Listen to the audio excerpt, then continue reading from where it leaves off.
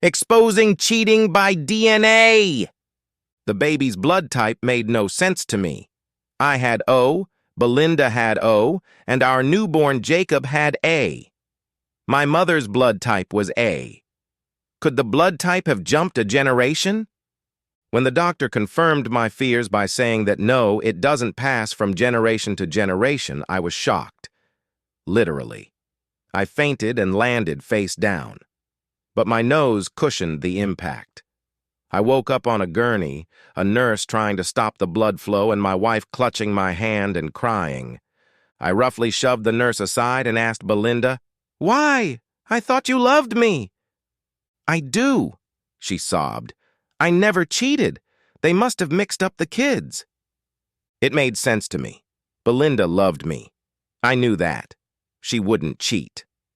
Once my nose was under control and my bloody shirt had been replaced by scrubs, we headed to the hospital director's office. The meeting was brief. Before he could send his attorney into the office, we demanded DNA testing of Jacob, Belinda, and me, as well as a commitment to DNA testing of all children born on the same day as our son. That is, if, as we suspected, the testing showed that Jacob was not ours. We promised that if everything was settled immediately, we wouldn't need lawyers. Of course, we couldn't promise anything about what Jacob's real parents would demand. They rushed the testing, and after a sleepless night of me at home and Belinda in a hospital bed, we were back in the principal's office. With him were the hospital's attorney and the doctor who was to interpret the results for us. I immediately challenged the director. "We're not related to Jacob, are we?" His gaze dropped to the table and then shifted to the doctor, giving him permission to speak. "Yes," the doctor began. "You are related. Your wife is Jacob's mother, a direct 50% match to the child." "What about Tony?" my wife asked. The doctor pursed his lips, looking at her. Then he looked at me. In his eyes, I saw reluctance. "Yes," he began again, and my heart jumped with relief. "You're related too. 25% match." 25%? Who's the other 25%? I sat up but swayed in my chair, nearly falling over. "What does that mean?" Again, the doctor looked reluctant.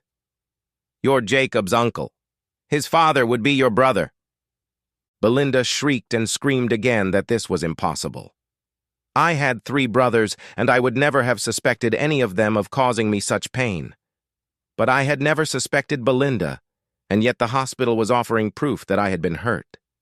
I got up and left the room, vaguely aware that my wife was holding my hands, begging me to stay, telling me that the DNA was wrong, that we would test again at a more appropriate place.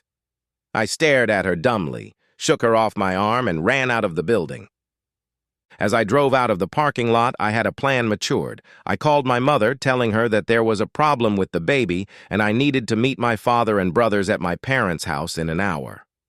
I hung up when she started asking what was wrong. I knew she would get my whole family together quickly. I parked on the curb and let my unhappiness overwhelm me. My wife and my brother? What brother? And why? Why did they do this to me? My older 2 brothers were married with children of their own. Both, as far as I knew, were happily married. But then again, what did I know? I thought Belinda and I were happy. I thought I had a son. At the memory of the joy I felt holding my son in my arms, tears came to my eyes. My heart was breaking more from the loss of Jacob than the loss of Belinda. When an hour had passed, I started the car and drove to my people's home. When I entered the house, I was greeted by concerned relatives, offering to do whatever they could to save my son. I sat everyone down in the living room. I found it interesting that they were all sitting on the edge of a chair. I tried to determine which of them looked guilty, but I couldn't. The thing is, I'm not Jacob's father. That statement was met with silence, followed by denials. I can't believe it. And my mother insisting that Belinda would never do that to me. I shook my head and signaled for silence. "We did a DNA test. Belinda is Jacob's mother, and I paused for effect, am his paternal uncle." My mother gasped, and her hands came up to her mouth as she looked at my brothers. My father jumped up from his chair and shouted, "No!" My brothers looked at each other accusingly and declared their innocence. "Well then, Dad, what other sons do you have?" My mother gasped again. "You cheated on Mom?" I demanded. My father looked like he was about to hit me with a belt. Then he caught himself, and the anger disappeared from his eyes. "No, of course not. Your mom is the only woman I've ever been with. She's always been more than enough for me." He looked at my brothers. "How are we going to settle this?" "DNA tests for everyone," I replied. Without hesitation, all of my brothers agreed, again proclaiming their innocence.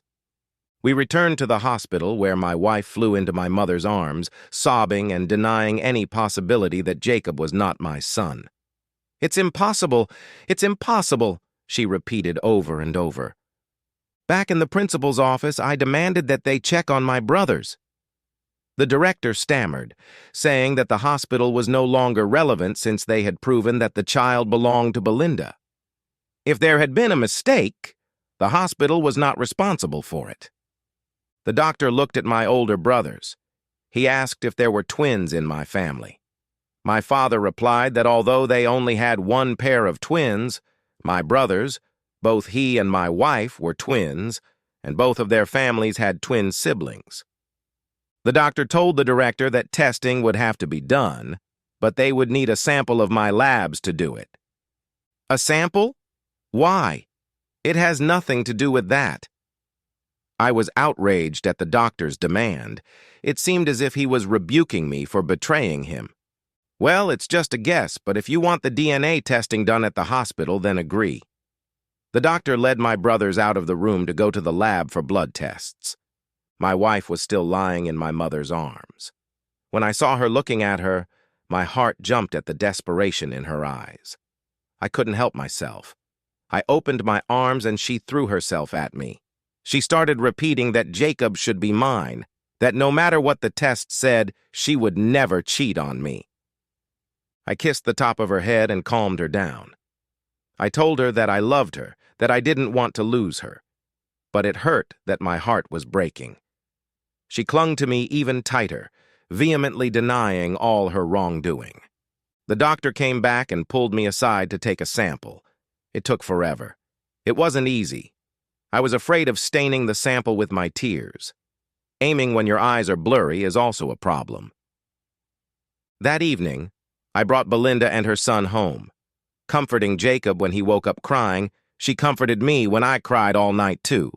She told me that everything would work out, that it was meant to be, that Jacob was mine, that she was mine, and mine alone.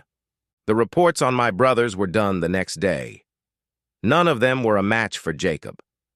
I don't know who was more relieved, my parents, my siblings, or me. Belinda wasn't the least bit affected. She knew from the beginning that they weren't right for each other. I took my father aside and talked to him again about the possibility of having another son. He said there was no chance, but that he had talked to a doctor who pointed out that I would not be a 25% match for a sibling from another mother. I hadn't thought of that. But then we ran out of likely suspects.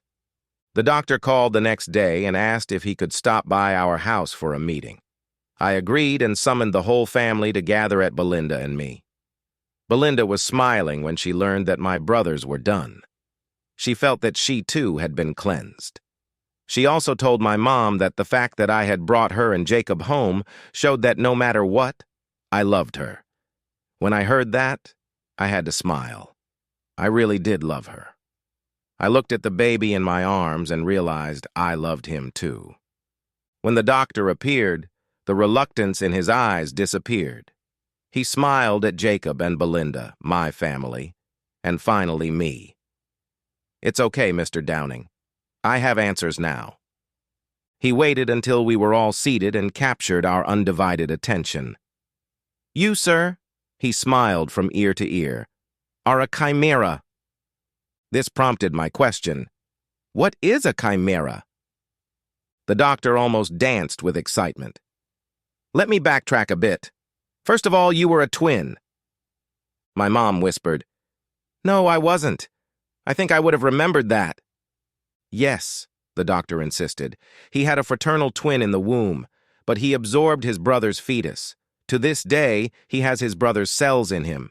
He absorbed his brother so early, before his immune system was fully formed, so it considered his brother's cells to be part of himself and left them intact. Some of them became the cells of the germline from which Jacob was born. Your brother inherited blood type A from his mother, and you inherited blood type O from your father. Jacob inherited his blood type from your brother. The doctor grinned from ear to ear, delighted to have solved the mystery. My family and I sat stunned. So I am my son's uncle and my dead brother is his father? I didn't know what to say. Nor could I say anything else when Belinda wrapped her arms around my neck from behind and began to choke me, showering my face with kisses. The tension exploded as my brothers screamed and my parents hugged each other in relief.